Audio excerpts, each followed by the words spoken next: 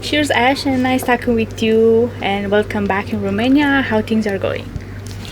So far, so good. It's a typical day on the tour, so it's okay. As I know, it's your first time here in Bucharest. Last time you've played here was in Brașov a few years ago, and last night you have played in Cluj. How was the gig in Cluj? I mean, how was the audience there? The audience was very passionate, and they were very good for all bands who played there tonight, and I'm satisfied for it. Okay, now let's talk about the new album, Era of Threnody. When did you start to write this album? Well, I wrote it together with a former live member. His name is Bernd, and the first time I talked about it was 2013. I told him that I have the idea that stuck with me since a couple of years, that I want to mix some flamenco with black metal, and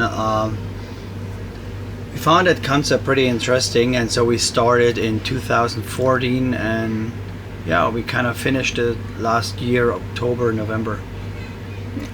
And what is the story behind Era of Threnody? Oh yeah, just it's a matter of heart, you know. What else could make a man write an album over something that happened to him?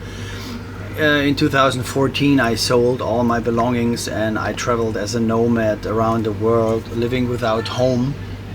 Oh. And I had to rethink a lot of things in my life and some decisions, and so this album deals with this time. Okay. Yeah, I've actually seen that you have traveled a lot and you like to travel. So actually, when you travel, you get inspiration when you write the albums, generally? Well, in generally, the inspirations for my album is whatever I experience, what happened in my life. I rather don't write songs about some things that are phantasms or some artificial things. It's mainly what hits me in my life and how I deal with it. Yeah. What do you consider to be the best audience here in Europe or in USA or South America? In your opinion, how do you see Nargaroth fans all over the world? I don't know if it's kind of a quality term. Well, in Latin America, the people are very wild. And in Europe, in West Europe, the people are a bit more static, but at the same time, they are very attentive. And over here, the people also have, just like in Latin America, a bit more of fire. They are a little bit more vital. Yeah. And I would not say if there is a good or a bad audience. Every audience tend to depend the way their culture is. And in Latin America, the people are more passionate, and in Europe, the people are a bit more attentive. And yeah, usually in South America are a lot of metal lovers, and especially black metal lovers. Mm-hmm. So I see other bands, for example, like Mayhem, it's a blast. And sometimes in Europe, it's like, meh. Now I want to ask you, how do you see Nargaroth these days comparing to the past? Let's say, from the time you have released Black Metal Ist Krieg. When I released Black Metal Ist Krieg, I was very angry and very provocative, and maybe I was self-reflective, but on a very superficial or not so deep level. Right now, it's more a reflection of a older, growing man, and so maybe it's a bit more mature in comparison to the early days. But it's like with all the bands start as teenager, and so they have teenager topics, very provocative, and then they get older, and that is reflected in their songs and the topics they write about. Yeah.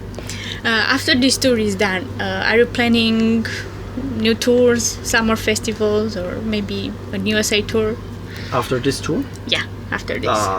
To be honest, I'm fucking tired. I don't like playing live so much. As it causes a lot of stress for me because I have to interact with people, and I usually prefer to be alone. I live with my wife and my family alone, far away, in a kind of a mountain area. So touring is kind of pretty annoying when you are in a tour bus with a lot of people. They might be nice people, but it stresses me out over time. And let's face the fact, Europe is overplayed. There are so many tours going on. We have so many bands who play all the time. Exactly. And most metal fans are not rich, you know what I mean? Yeah. So they have to choose where they have to go to, where they can spend. We have 2 shows on this tour that are cancelled because of low pre-sales. There's 2 in England. And I don't mind so much, to be honest, so I have 2 days off, so I don't care. But that reflects the situation in Europe. It's overplayed. You have too many bands who think they just can rent a bus and travel around, and by that the music business is pretty much dead. It's a fact. And you have been touring in South America. Is the same situation as in Europe? Well, not yet, but I think it's going there. When I started to play in Latin America was in 2007 and 9 when I started. In this time, it was pretty rare that especially black metal bands went to Latin America. But in nowadays times, the flights get cheaper and more bands get flown into Latin America. Now I see so many bands playing in Latin America. I can imagine that with time, the same things happen. Yeah. What do you consider to be the main thing that you have achieved with Nargaroth all these years?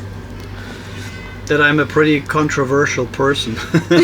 You know, you have really people that probably, let's call it, hate me, and you have people who are so passionate about Nargaroth that they include Nargaroth in their life, you know, that they put Nargaroth in their weddings, and then they kind of put Nargaroth in their newborn kids, and even put Nargaroth in their funerals. And I had to attend some where the family asked me to attend the funeral or meet the person on their deathbed in the hospital.